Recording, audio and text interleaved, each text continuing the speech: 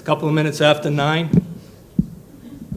Good morning, everyone. My name's Peter McConaty. I'm the Director of Public Works.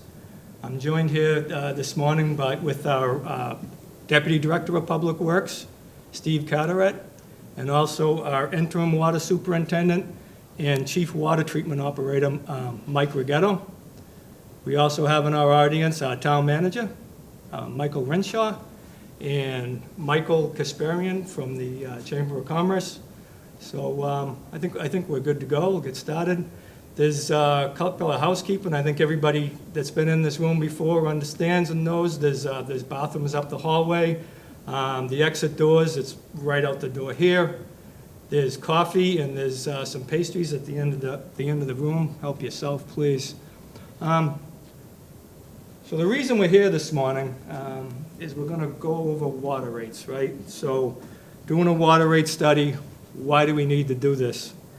So this morning, as probably everybody in this room, we're all woken up at 3:30 with the thunder and the lightning and the heavy rain, right?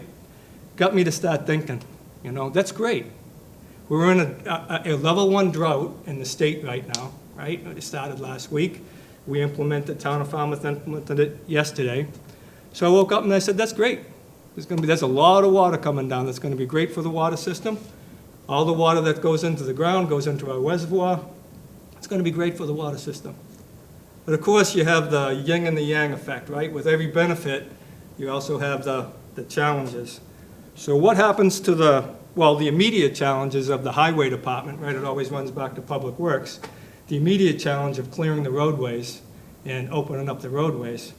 But what about all the water that, that runs down the roadway, gets collected in the basins, and it runs down the roadway and it goes into our ponds and estuaries, right? So that's a subject for a different meeting. But there's, like I say, it's always like the yin and the yang. You got to take there's benefits to it, but you also have to take some of the challenges that go along with it. So that got me thinking this morning, gave me very aspiring ideas of what we can do. But this morning, to talk about the water rate funding. So over the last couple of months, Public Works has gone to the Select Board meetings, and we've had 4 different presentations to the Select Board. The first presentation that we did was our capital efficiency plan.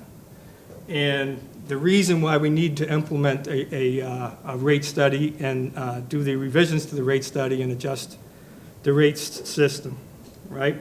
So under that capital efficiency plan, our consultant, Tater and Howard, who's worked with the town for many years, I think they've been working with the town since the 1990s, they know the town's water system and infrastructure just as well as we know the town's water infrastructure system.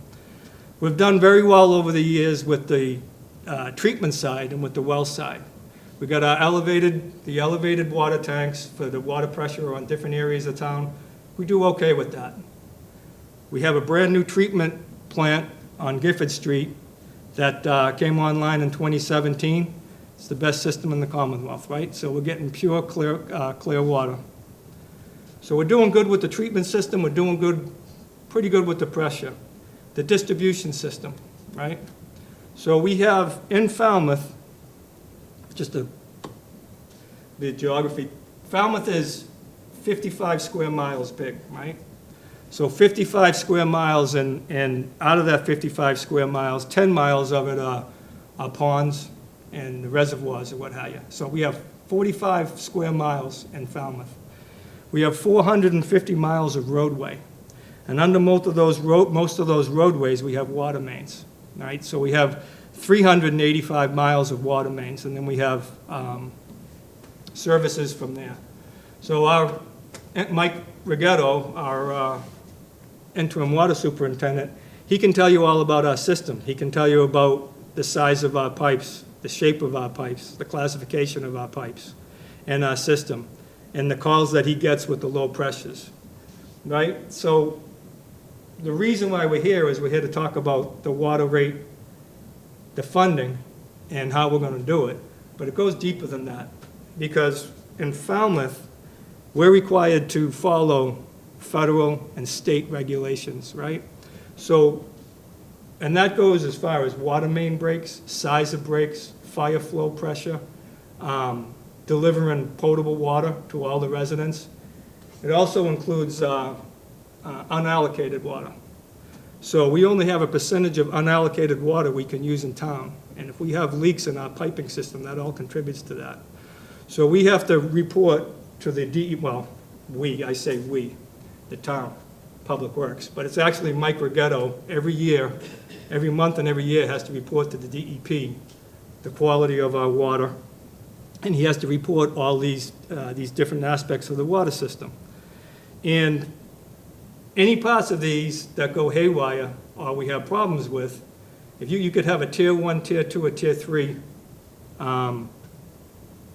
notice that we have to give out. The tier 1s you don't want, the tier 2s you don't want. It's a notification, it's a lot of work, it notifies the state, and then the town of Falmouth becomes a target to the state, and the state comes down and they want to start, pushing us around and making us do different changes. So we have that pretty well under control. Mike does a great job at keeping that under control. But for our consultant, what they did is they came through town and they looked at our system. And with our system, they looked at the hydraulic evaluation of all the pipes, the flow of the pipes, the size of the pipes, where the water has to go through, down in Woods Hole out to Wauquoit. They looked at the critical components, the size of our pipes, the critical components to hospitals, the aquariums, the nursing homes, things like that. And then they looked at the asset management and what would it take to bring and rehabilitate our water system and bring it up to where we need to be. So they came out with this capital efficiency plan, and the capital efficiency plan had 3 phases to it. They had a phase 1 and a phase 2 and a phase 3. Phase 3 is years down the road. Phase 1 and phase 2 is what we're looking at right now.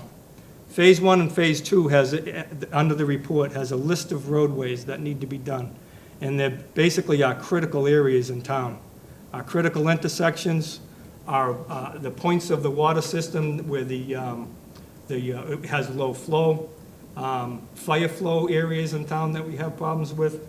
So they looked at all those areas and they came up with a list of roadways of what needs to be done and when to do it. So with that, we had to put a cost to it, but we also had to put how long will this take to do. So basically what we came out with is, as for a timeline, we're looking at this to be, it's ongoing. We're looking at the phase 1 and phase 2 to be about 40 years. And then we're looking at it to be about $48 million for the phase 1 and phase 2. So in order to get there, we're looking to do an increase with our capital in the water of $3 million a year. And what that'll allow us to do is go through all these critical components and critical piping, distribution piping, and then to be able to categorize it and prioritize the plans. The plan is on our website. It's hundreds of pages long. We didn't print it out, but if anyone would like to go and look at it, most of it is appendices and definitions and what have you. But because there is a list of road, a lot of them are done in alphabetically, because there's a list of road does not mean that that road is going to be done before another road.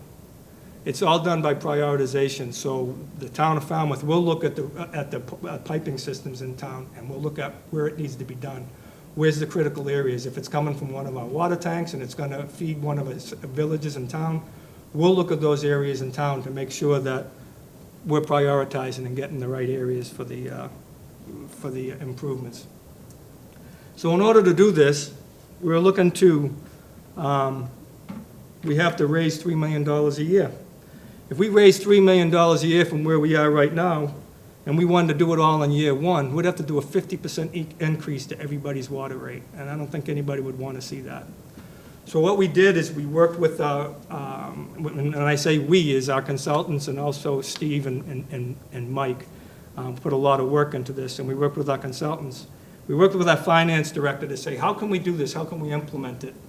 And if we had to do this over a 1-year period, a 2-year period, a 3-year period, how can we phase it in? So with working with the finance director and seeing what we could do and what we could do with our free cash situation that right now is feeding the water system and helping the water system with the operating costs. How can we do that and start pulling the funds out of the free cash so we can leave the funds in the free cash account for the fire department, the police department, other departments that could use that money for other projects? And what we did is we came out and we looked at and we said, all right, with our water rate structure right now, the way it's set up, it's not beneficiary to the town. It's not a lot of beneficial use to it. There's allocated, the current system has allocated water. So the allocated water, I believe, is, Steve, it's 40 units? So 5/8 inch meter, so it's 40 units that you get with your bill, and that's part of the initial charge with your bill. So if you weren't using 40 units, if you're using 20 of the units, then you're paying for somebody else that's using 60 units or what have you. So didn't really work out too well for our system, for our billing system, but also when you think about it logically with the billing. So we wanted to go for more of an American Water Rates Association setup. And the way they have it set up is they have fees set up as, the rate structure set up as based on a meter size, right? So most residences are 5/8. You could have 3/4, most are 5/8. Then it goes up to 3/4, it goes up to 1 inch. Some of the restaurants, you got 2 inch. Goes up to 4 inch. I think we have a couple of 6 inch accounts. That might be the aquarium down in Woods Hole maybe, the hospital. And I think we have one 8 inch? One 8 inch. So those accounts will be high. And the way we're setting up the rates, it's just the way we worked out the rates to distribute it evenly across those, because it's such a large meter, they will be affected the highest. But it's one account out of 21,000 accounts that we have. Or some of the 6 inches, we have several out of 21,000 accounts. We also have a program that we started for water use, for assisted water use, I believe, Steve, for the low income and for the water to be able to, it's a state grant program basically set up. Yeah, so it's administered through county agency, but it's funded federally and then administered in the state distributed funds, and then it's processed by South Shore, who takes care of getting the bills paid. So it's a program that's run through the county, and so the residents would sign up for this, and it could go through the town, but the residents would sign up for this, and then the county would get back to them and see if they're eligible or not eligible for this, for the reduced rates for the water. But the way it was set up is most residents are 5/8, so we looked at that and we said, all right, how will this affect year 1, year 24, year 25, year 26? I'm not going to get too much into that right now because I'm going to have Steve come up and go through the presentation we went through last night. It's more of a generic for different areas in town. But in addition to Steve and his presentation, we also have a program set up on our laptops in the back of the room. If anyone would like, if they brought their water bill, or if anyone would like, we could give you a pretty close to accurate assessment of what your bills would be under this new rate system. So that's one thing we wanted to push out there. We felt it very important when we were going through the select board that we wanted to do public outreach. So being able to work with Mike Kasparian with the chamber and being able to reach out to FCTV and put this to the chamber businesses and the members in town and out to all the residents, we wanted to make sure that we gave the opportunity to be able to do this for the water rates. So we've tried to do this in the past several times. It's a lot of work. And in the past, a lot of what had basically happened is, you know, we're going to go 2, 2, and 2. For the next 3 years, we'll go 2%, 2%, 2%. And we never caught up. And as the years go on and things get more expensive, our materials get more expensive, you keep on falling further behind. So we had to come up with a system that would work for the town, where we can implement, and then in years in the future, we can just carry through with it and just add to it as you go into the future. Right now, the billing system that we have is complicated. So what we asked the select board last evening is we took back from our last meeting, we took back what the select board would like to have seen for the rates, for the water rate structure. So we went back and we put the rate structure together through what the select board requested. And last night we presented it, and what we basically said is we're looking to implement this in the November water billing timeframe. So in order to do that, we need to get the approval through the select board, and the select board's going to be hearing from the residents and hearing from their constituents about this. But in order for us to do that, we're requesting a vote sometime in July, maybe beginning of August. Because what that does, if it's a positive vote, what that does is that gives us time. We're going to have to go in with our billing company, and they have to rewrite our whole program. They're basically going to take our program that we have now, set it aside, and begin a whole new program. We're going to have to send out notices to all the residents of what's coming and what's to be. We're going to have to set up the new water billing system, and then come November, we'll be looking to charge the rates. One thing, and I don't want to complicate it too much right now, but one thing we're looking at as we started this year is right now we do biannually readings. We have 2 water meter readers. They go throughout town. We do biannual readings, and then we bill every 6 months. We started a pilot program that a couple of months back to see if we could do quarterly. If we can do quarterly, and it's a little bit more effort with the water department, but if we can do quarterly, then the billing system, the residents will, instead of getting twice the bill twice a year, you're going to get a quarter of the bill 4 times a year. It'll be easier to pay under the quarterly. We're also looking at setting up a automatic or an online paying system, so it doesn't have to be paid by check. It doesn't have to go through the town. But these are things that'll come in the future.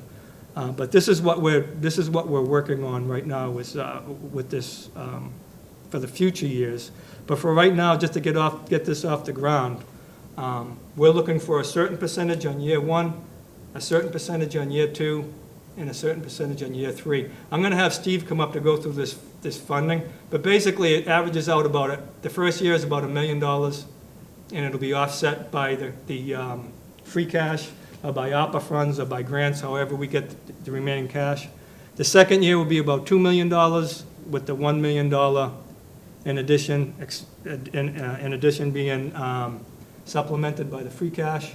And then the third year will be up to the $3 million a year. And then that'll be ongoing.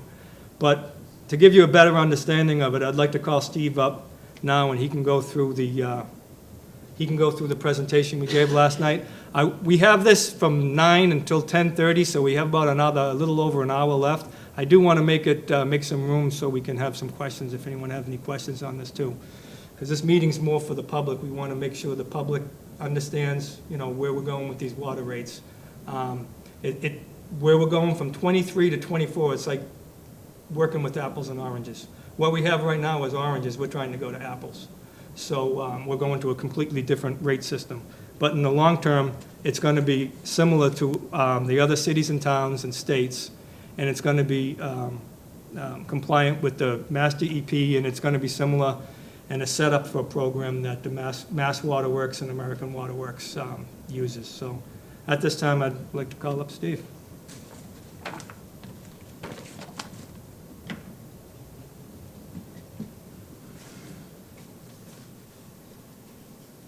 This is the forward.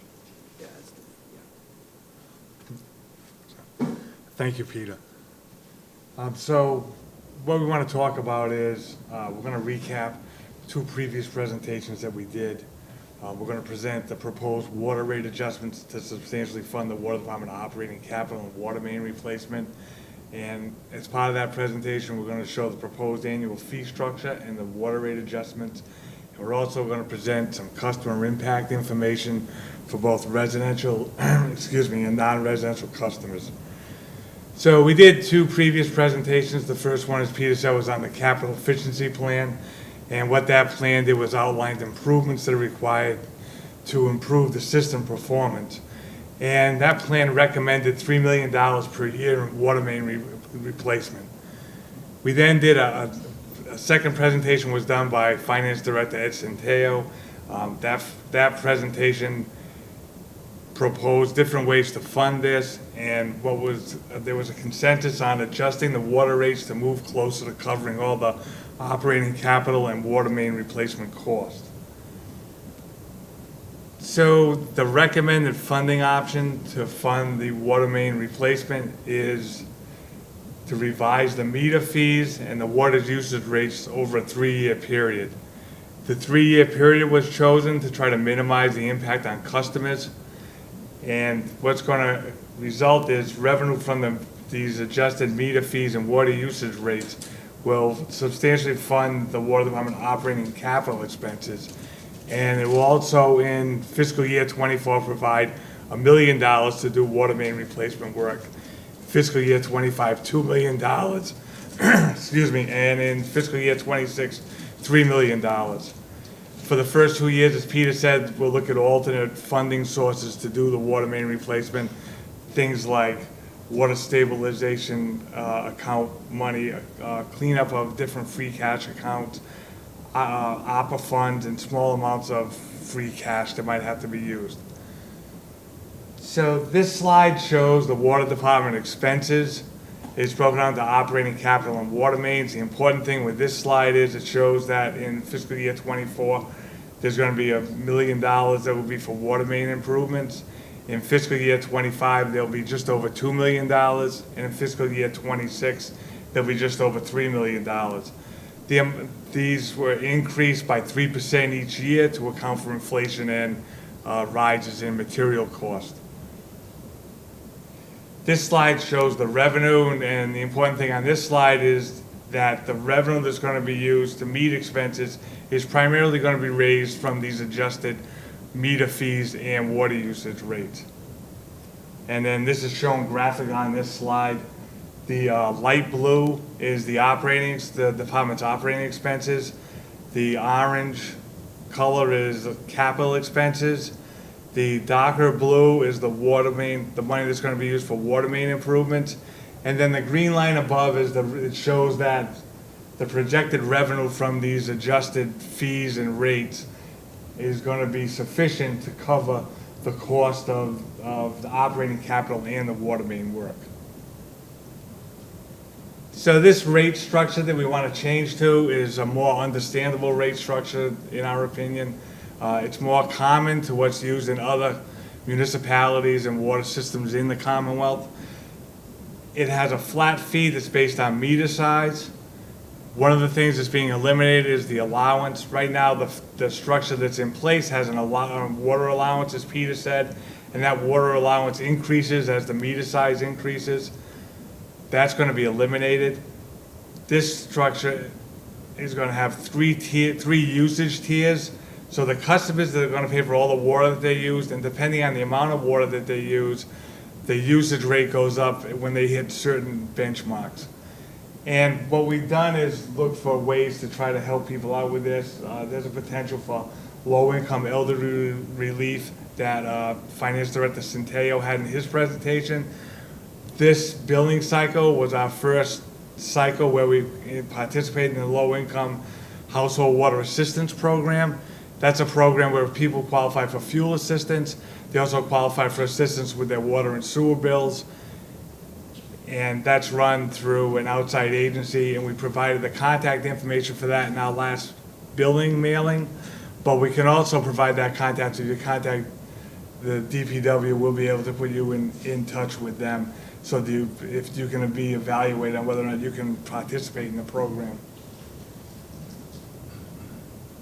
The proposed meter fees are going to be used to cover about 35% of the water department capital operating and water main replacement costs.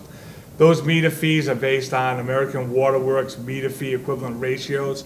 So what we did was we set the 5/8 inch meter fee, and then the meter fees for all meters larger than 5/8 inch calculated based on those equivalent ratios that are in the table. The water rates are based on 3 tiers, as we said. Tier 1 is basically annual water use up to 20 units.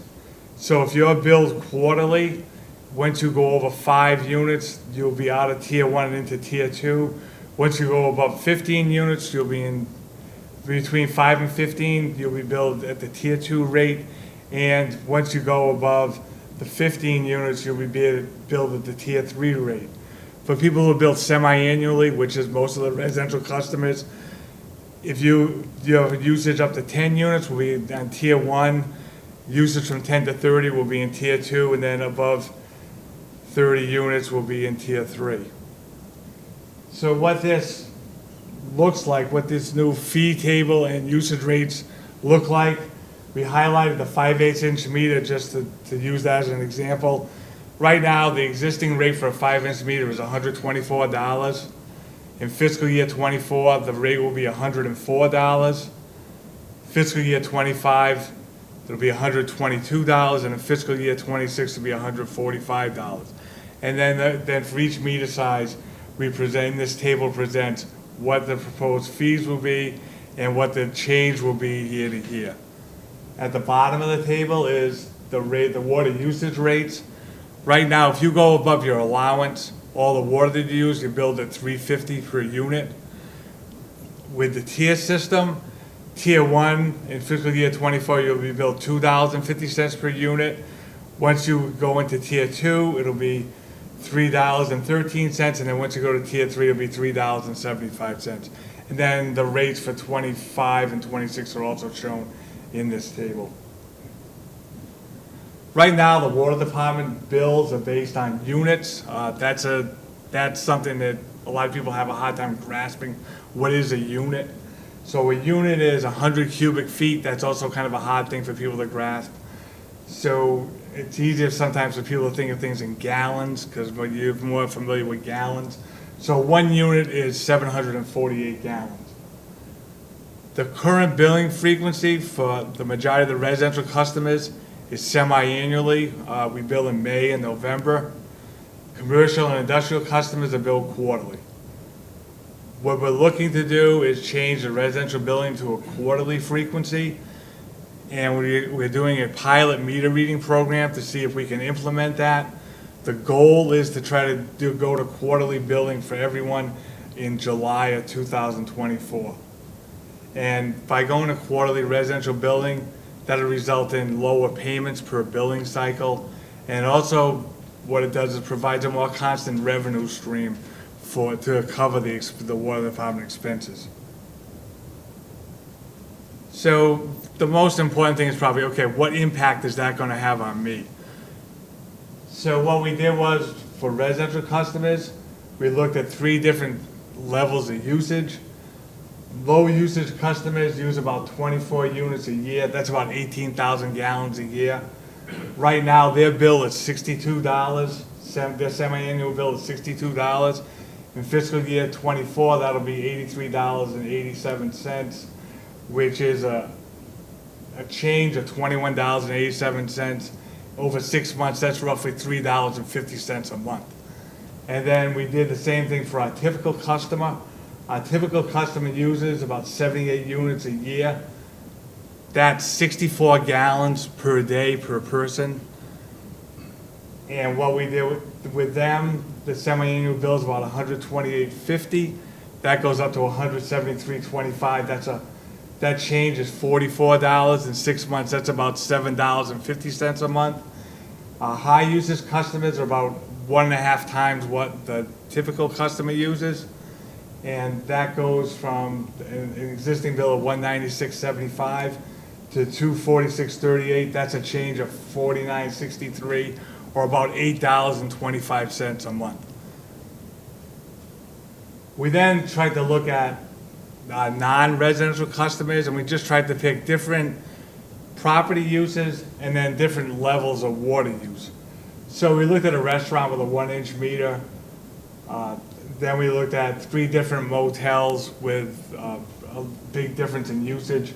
The lowest usage in the motels we looked at was 715,000 gallons a year. The largest was over 7 million gallons a year. And then this table just shows the changes in their bills. With the non-residential customers, it's really, there is no typical non-residential customer. So it's much easier for us if you want to know what your projected bill is going to be. That's why we came today to this presentation with, you can bring your bills that you have, and then we can calculate what your bill would be. We did a similar thing with convenience stores, a manufacturing facility, and a boating facility, like a boat yard. We also did the quarterly bills for a nursing home and then for an apartment complex.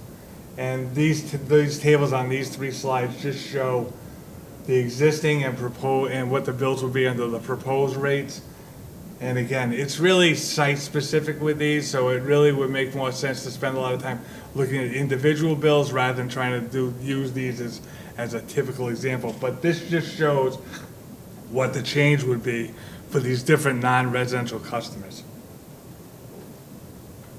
So as part of this, a good way to be able to reduce your bill is to take some kind of water conservation measures.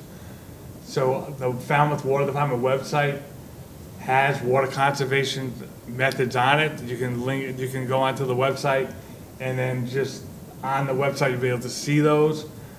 Mass Save has rebates for items such as new washing machines that limit the amount of water that you use, and that would be another conservation practice that would help to reduce the bill. And then the Water Department's also exploring conservation programs that are associated with irrigation systems and smart home vendors, where you would be able to have an app and you would be able to see what your water usage is, so you could see times where your water use increases and ways that you could decrease that water use. And that's basically it. If there's any questions, we'll take the questions now.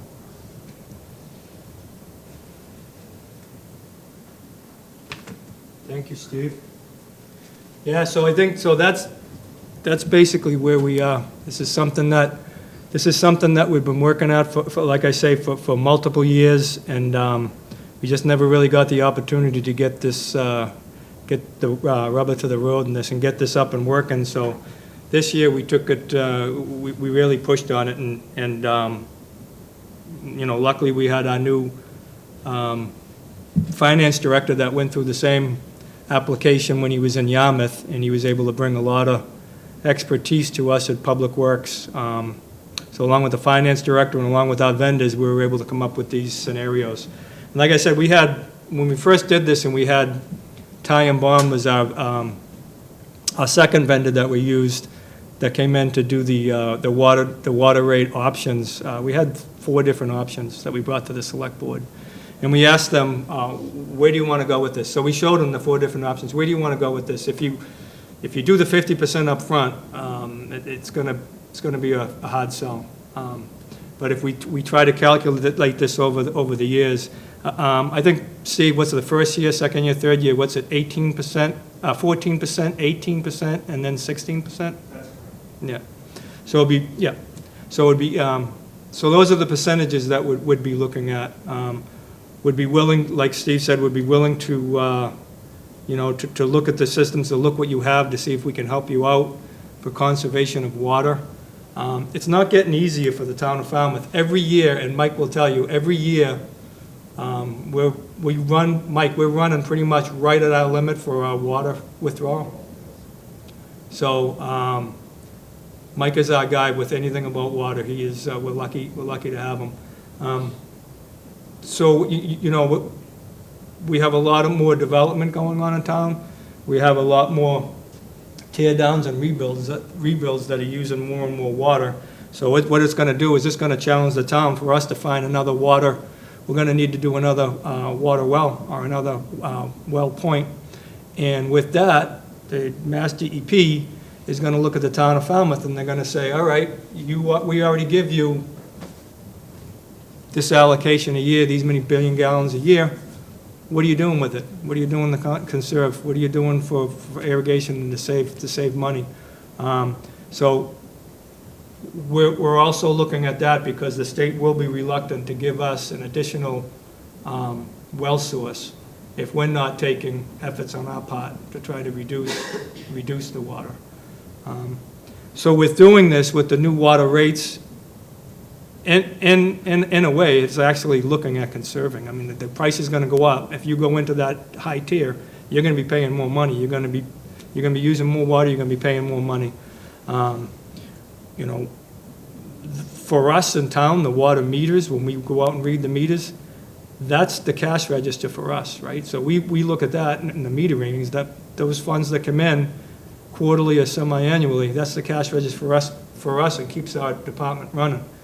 And the more water that's used, the more water that the town will take, the more money, the funds that the town will take in.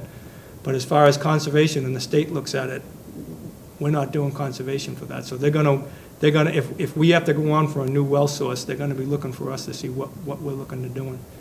Same as wastewater. I'm glad I just said wastewater, because one thing I wanted to make sure, and I wanted to put a point, and I made it last night, is that the water rates and the sewer rates go together. They're one. We're concentrating on, we need to get this off the ground, and we need to start looking at replacing our water mains. We're concentrating on the water rate study right now, the water rates, not the sewer rates. We've been working very closely with wastewater superintendent Amy Lowell. The sewer rates and the wastewater rates will change because they're changing over to the same rate structure that we're working with, so they will change, but we're not looking to increase, we're not looking to increase like the water rates. They're gonna change just because the rate study's changing. We're looking to keep that as minimal as we can at this time. We're not looking to do any impacts on the sewer rates. So, yeah, with that, if there's any questions, Mike, Steve, and I will be glad to answer them. Mike, did you want to, No. do you have? I just got a microphone, someone wants to ask a question. You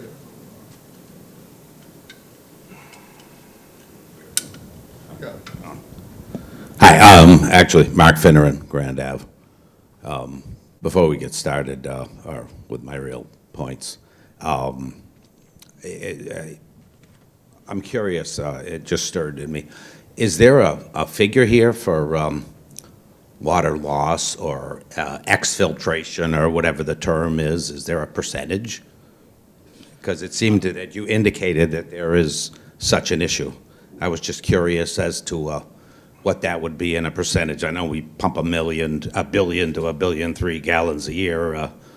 How much are we losing? I can answer that question, but I'm going to let Mike answer it. But no, you go through Mike. He's our guru. So, yeah, we're under 10%, which is the goal, but we're right at 10%. Coming at next town meeting, we'll be going for leak detection money. As far as I can find, I can't find a leak detection study done in this town. And where I used to work, we would find leaks every year when we did it.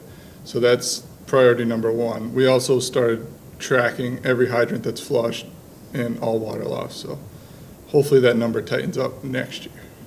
Okay. What's the state allocation on it? They allow you to have it at 50%. They want it under 10%.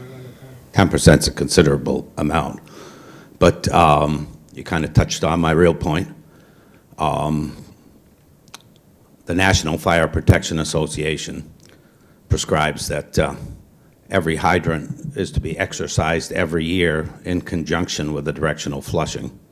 And further, that every 5 years, hydrants are to be disassembled, maintained, greased, painted, whatever needs to be done. And I brought this point up many times in the last 20 years. And you can go back and look at the films if you want. But I brought up the point that I said we'd only flushed our system twice in 20 years. And the person in charge went up and told me that I was incorrect. It was actually 3 times in roughly 20 years. A lot of this damage to our water system, to be quite honest with you, you're soft pedaling here. It's much more extensive. If you could bring up, I don't know if you can, the picture of that tuberculated pipe. That was strictly from lack of proper maintenance. We've shot ourselves in the foot here, and there's nothing we can do about it, short of ensuring that every year the system is flushed. And this is, as I said, we're soft pedaling this, and this is, a lot of this is self-inflicted. But people are really going to have to pay attention, because this isn't the end of it. I mean, you're coming here with, in 3 years, just under a 50% increase in our rates, which is huge. And I'm actually disgusted. I mean, I tried to do things about it, and it fell on deaf ears. But as our new town manager, I mean, you appear to have a system. The people of this town need to be ensured that proper maintenance is being done to the system in the future. And I have every bit of faith in you, Mike, but I mean, we let this go by and got ourselves in the position we're in, and that's too bad.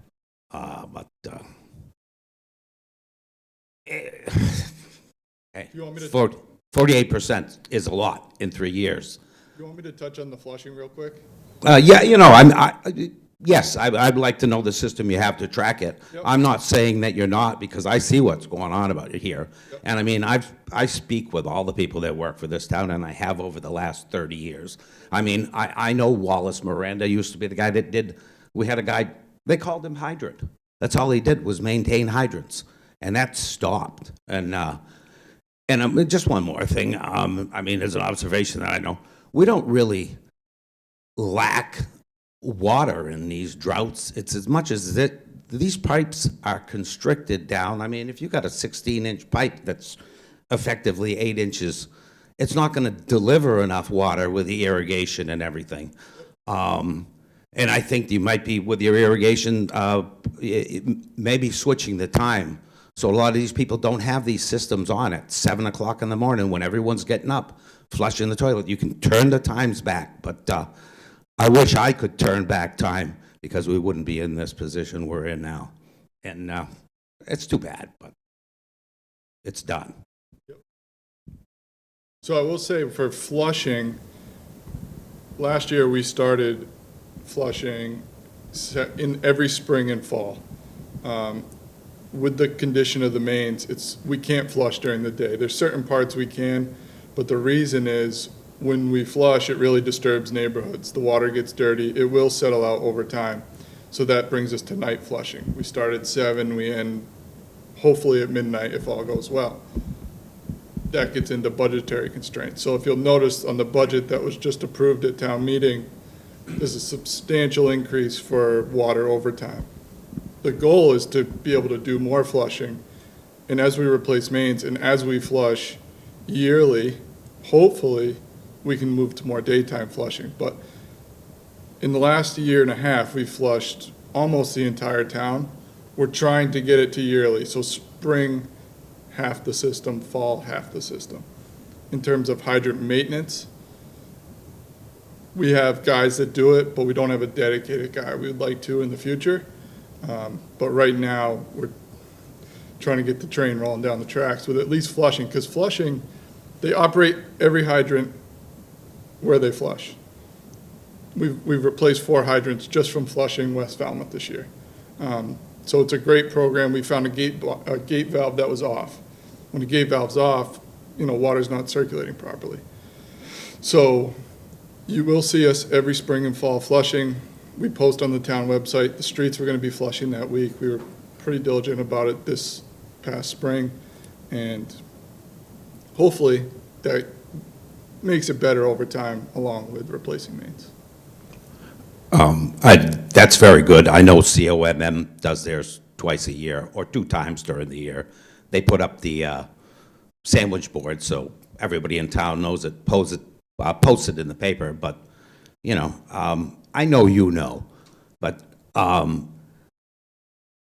we got into this problem, and I know there's 3,300 fire hydrants in this town, roughly, give or take 50 or something. I mean, we got ourselves into this problem by not doing it, and I know it's a huge job, but It just has to be done, and as I said, it's something that you as the manager have to keep an eye on because our past management did not. Thanks for your time. You want to touch on what we did last year was pretty successful with the restrictions in the water and the irrigation? Yeah, so last year the restrictions were a little bit different because we implemented them ourselves. We went to all the irrigation companies, landscape companies, and the bans forever were odd house numbers on odd days and even house numbers on even days, but the day is 7 days a week. So one week your house is odd, the next week your house, or odd house on a Monday the first week, but next week Monday is an even day. So we created a schedule where it was 3 days a week for the odd houses, but the same days every week, because as you know, when you program a controller, it's by the 7 days of the week. It worked really well, but with our new registration for our withdrawals from the state, we're required to follow the state guidance. You mentioned the times when people can water. All the guidance and what we're required to do for regulations or restrictions comes exactly from the state. So that's a copy and paste. And we've been getting calls, it's been raining for a week. Why do we just implement restrictions? Well, they have a drought task force that meets monthly. I will say there's a lot of factors that go into it, but the main factor is the previous month's rainfall. If it's below 2 inches, or if it's 2 inches below average, that triggers the first level of restrictions. And as you know, May is always rainy. We had no rain in May, so that's why we are where we are. I want to make a real quick comment. Yeah, sure. The point that the gentleman just made about commitment from the town, from my office, to demonstrate to the public, the users of this system, is an important point. So some of you have heard me talk about performance measurement and management in the past. My commitment as the new town manager is to bring, just this morning before the meeting started, Peter, Mike, and Steve and I were talking about quarterly reporting and how DPW as a department had been doing that. We have the practice in place. It's my job to make sure that we're consistent with that. And so what I'm going to be doing is working with the department heads, DPW, and all the other departments, coming up with specific measures, meaningful measures that kind of track and report on how we're doing as an organization, as a town, to deliver on that commitment, that promise that we're going to maintain our systems. And this is an example, I think, of how that dashboard report every quarter, my commitment is to put it on the website so everybody in the community knows how we're doing with these different functions and different measures. I think that's important, to be transparent, to be upfront, and so that, honestly, the community can keep my feet to the fire to make sure that we're taking care of these assets. It's only going to get more expensive. I think everybody knows that if we kick this can down the road, in terms of the capital replacement, the line replacements, it's only going to get more expensive. So this is it's a huge shift. We talked about how the American Water Works Association has this ideal model. I think it's the way to go. But again, my commitment as the new town manager is to make sure that we're reporting on this. Select board meetings, so that people can come up and comment and actually observe how we're doing. And I think these quarterly reports are going to be the way to do that.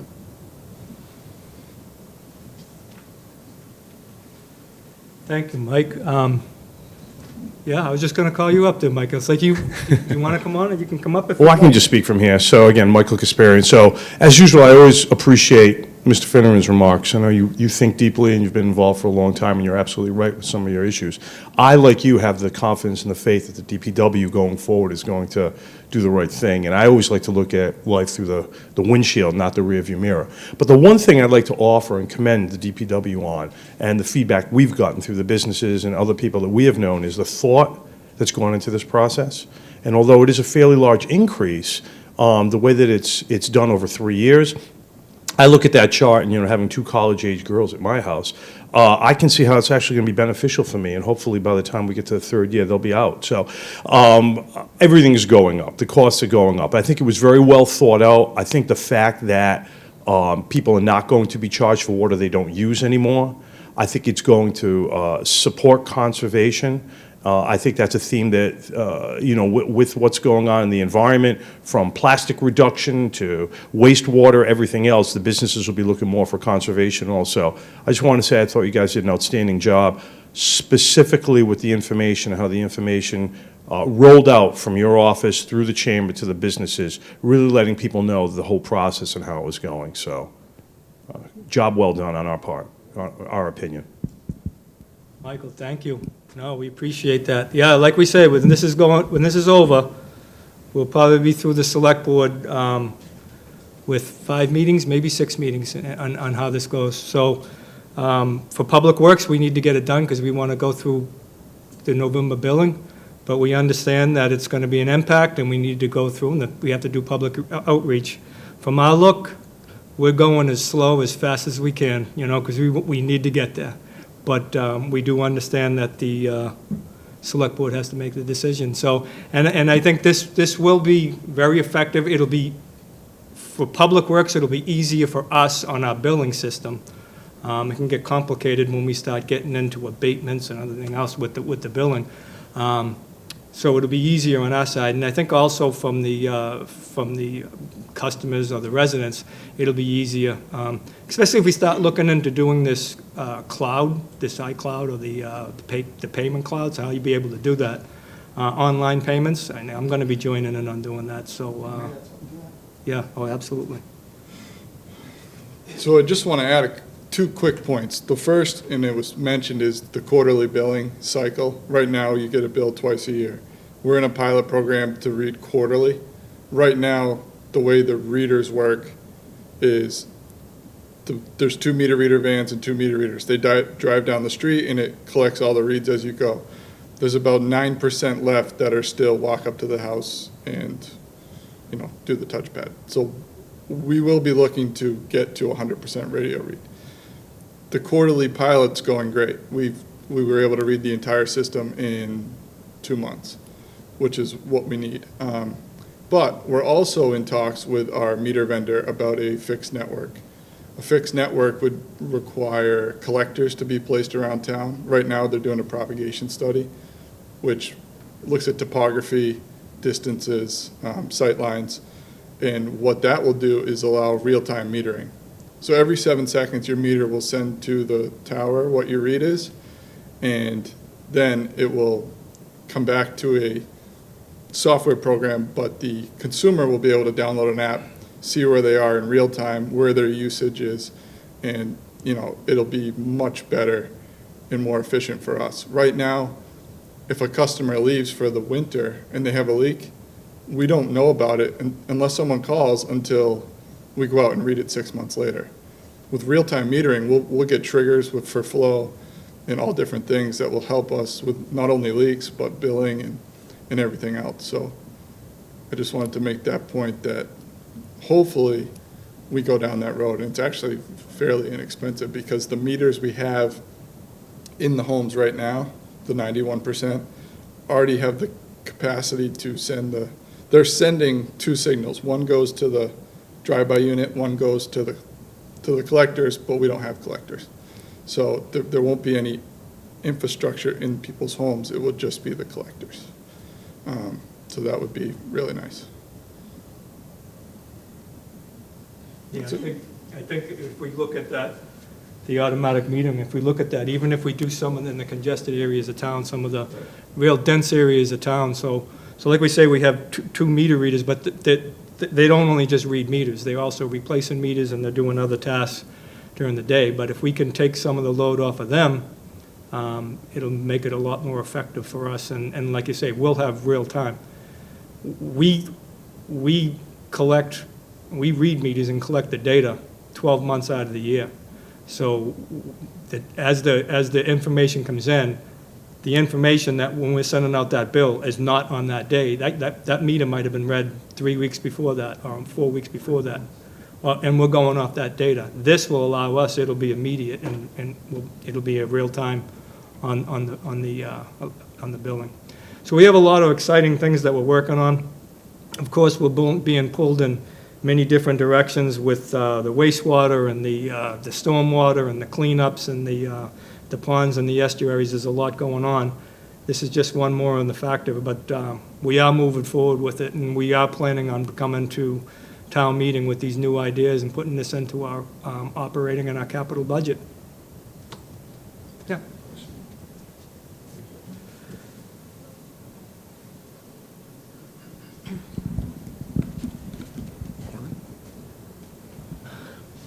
My name is Terry Lambert, Sandwich Road.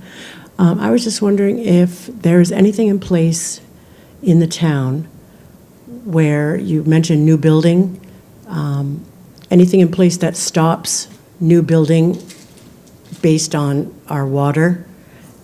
Are we ever going to stop the building because there won't be enough water? Or is that not even a thing? No, it is a thing. So what happens is when there's different types of development, right? You have the low incomes, you got the 40Bs, you got the affordables, and it's all in the approach and how they do that. Public Works has we offer our comments. They usually come in through the planning board, or they come in through the appeals department. Could come in from the building department, but depending on how that comes in, it could be a comprehensive, so a workforce or one of the low-income housing, some of those units, it's a comprehensive permit through the state. So the town only has one bite at the apple, so all the town departments get together and do one set of comments on that type of building. On on a different development, there's different areas where the town, we can go in and do multiple, we can have multiple comments working with the developer. But the water and the wastewater are both issues and matters that we have to deal with every project and every development that comes forward. You know, we do, and everybody knows about it, there's a large development on Sandwich Road that's looking to go in there. And it's gonna be, it's gonna be a lot of burden on our, it's gonna be a lot of burden on our water department and our wastewater department, so. Why would it be approved then? Well, something like that, once again, something like with Sandwich Road, it's the process. So the process, we send our comments in, the comments go as one item, and it goes through the state. The state reviews it, and the state has a lot of authority to say this can happen, this can't happen. It gets into, your available housing, how much housing you need to have in town. It's not my position. But my understanding is we're not at the levels that we need to be with the affordable housing, so the state has a lot of way with that with the town. I don't know, Mike, you wanted to add something? So a development like that has been floating around about Sandwich Road, I don't want to talk about one specific development, but developments as a whole, we're close to what we can withdraw for the year, very close. So there was a study done a long time ago about new source development.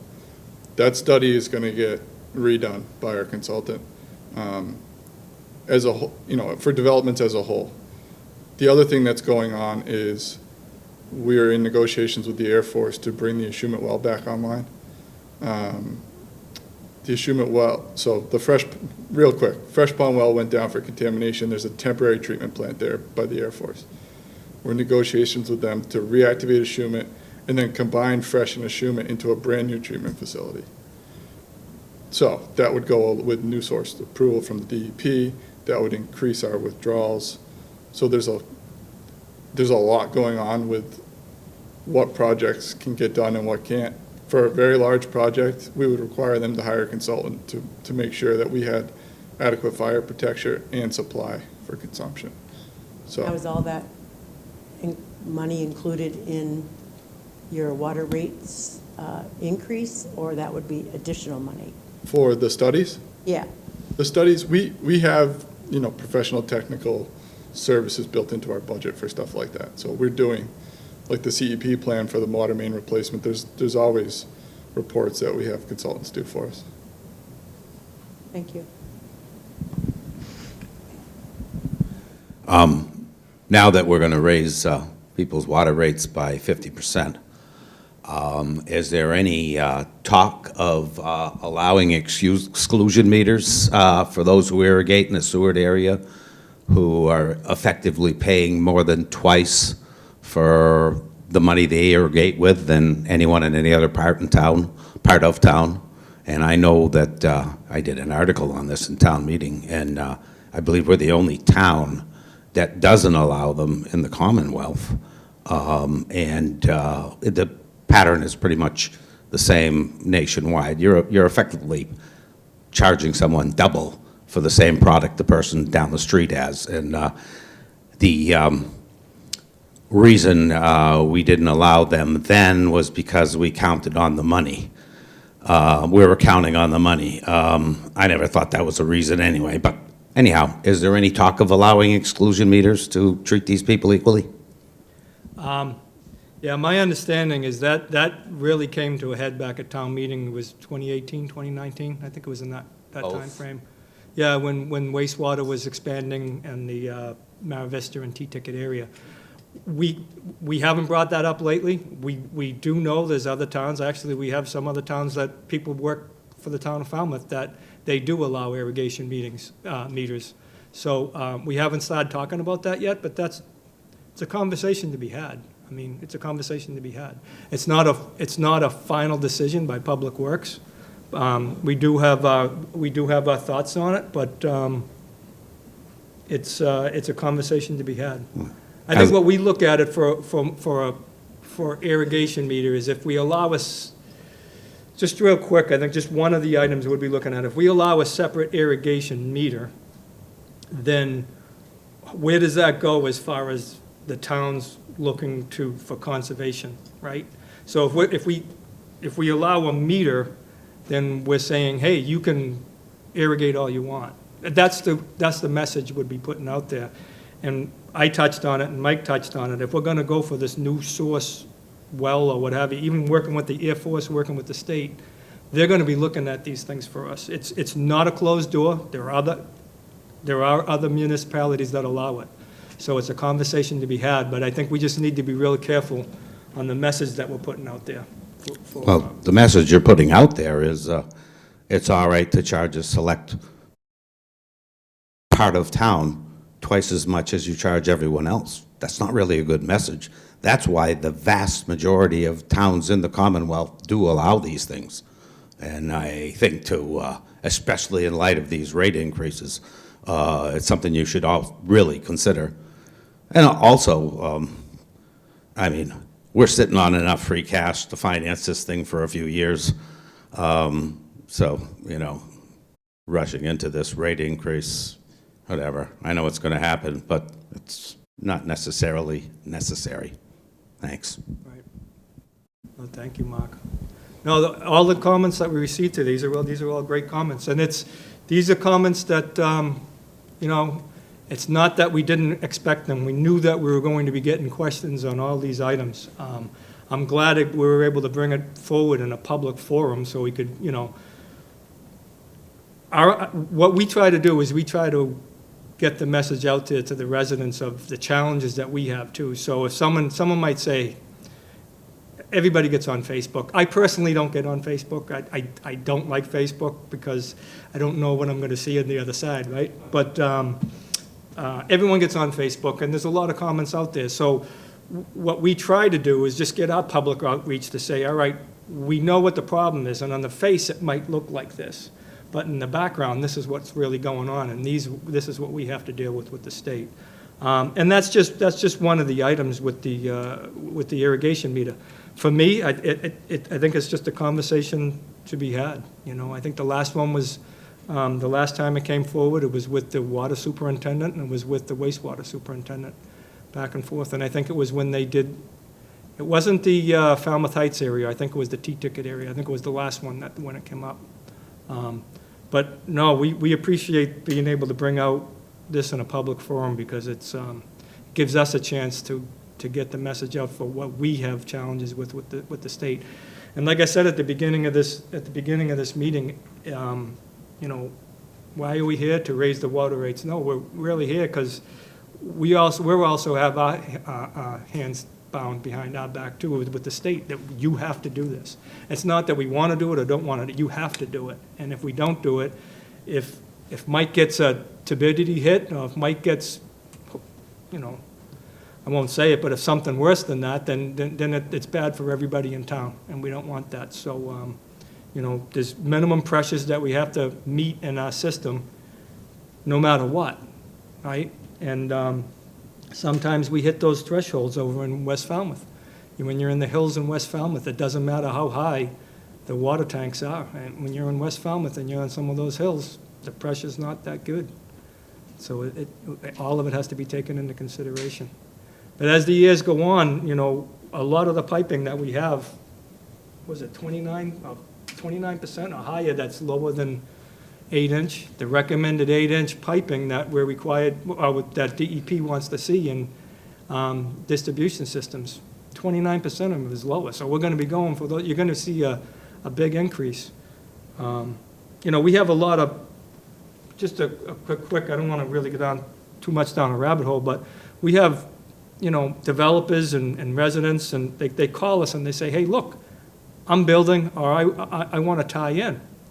And it's like, okay, so we go out and we look at their system, we look and see what they have, and they have a 2-inch line that's running 500 feet up from an 8-inch line. So we come back to the developer, what have you, and we say, you're not going to have any pressure, 500 feet, you're not going to have any pressure. The first thing you're going to do is you're going to call us saying you have no pressure, and it doesn't do anything for fire flow, and it doesn't do anything for our flow requirements. So we need to start changing these pipes out from the 2-inch and the 4-inch. We need to get them up to the 8-inch, and there'll be a big difference. Hopefully it'll keep our water department off the Minot roads and the 28As and during the holidays and in the summertime with the water main breaks. They always happen at night. They happen on holiday weekends, the most inconvenient times. It's just the way it is. So. I got one more quick question.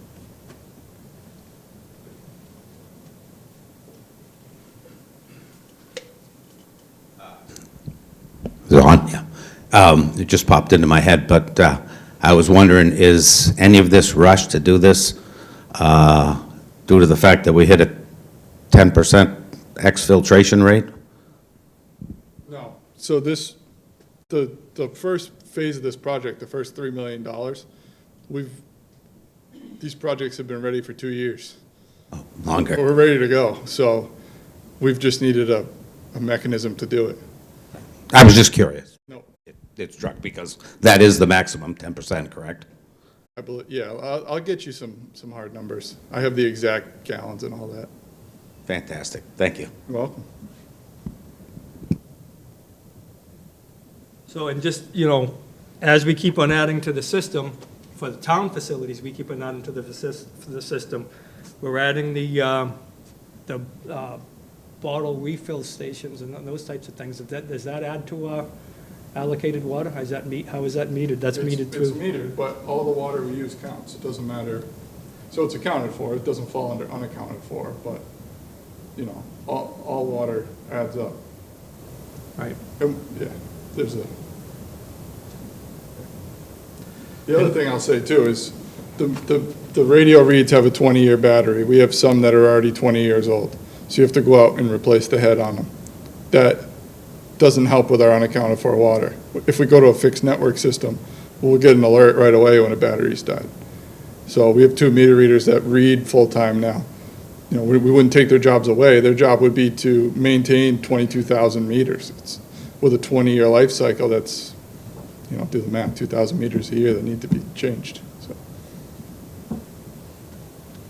So as time goes on, when we're starting to get into our capital budgeting right now. I think in September timeframe, early September timeframe, we see the capitals.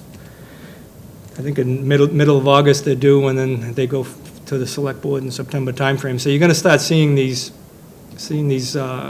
lines with the capital plan for the water department. I don't believe there's any new lines. It's just that we're going to be changing the numbers and the lines that we have to take into effect all the changes that we're looking to do. The automatic meter reads, the change out of the meter reads, and all the additional work. You know, over the years, one thing that the water department is there 12, 14 in the distribution and 6 in the treatment? Is that something? 6 and 9. 6 and 9, so there's 15. So, Plus the meter. so there's 9 in the distribution department, right? So when we go to town meeting, we get some capital funds for water main replacement, and we try to, as a town and as a department to be responsible, we try to stretch that out, so that the distribution department will go out and replace mains. We just did one a couple of months ago to looking to tie into the Hayway tank. And that's something we can do at small runs. There's nothing worse than having a crew go out into a roadway and set up to do some water main work and water main installation, and then we get a large pipe break down in Woods Hole or out in West Falmouth, and that's what happens. So, then when you got a breakdown, you got to stop the project breakdown, and so the smaller projects and the smaller connections, we can do that, but some of these larger projects that we have in this plan, it's going to be contracted out. It'll be some of the larger utilities. Yeah, a lot of people don't know, I would say 99% of water departments don't actually go out in the street and lay a main down the road.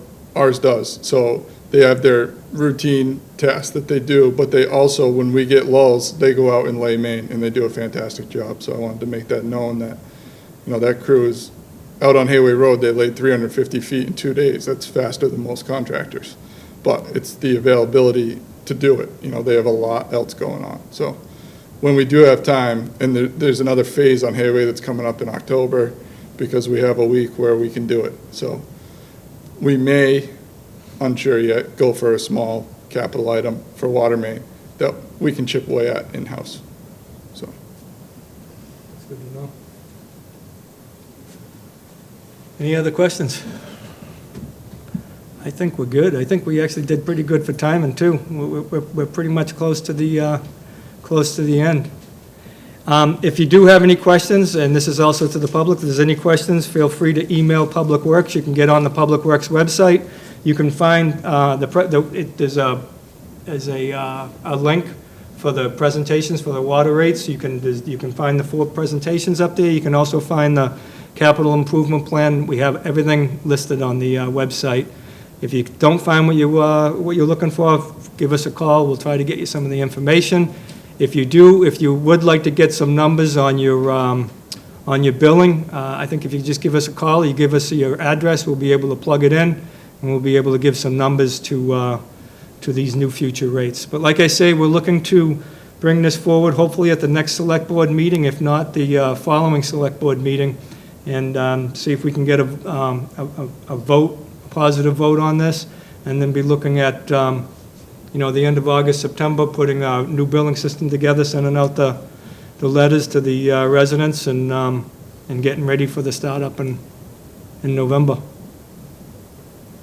So other than that, thank you very much for coming, and feel free, there's plenty of cookies, coffee, feel free to take some with you, set you up for the day.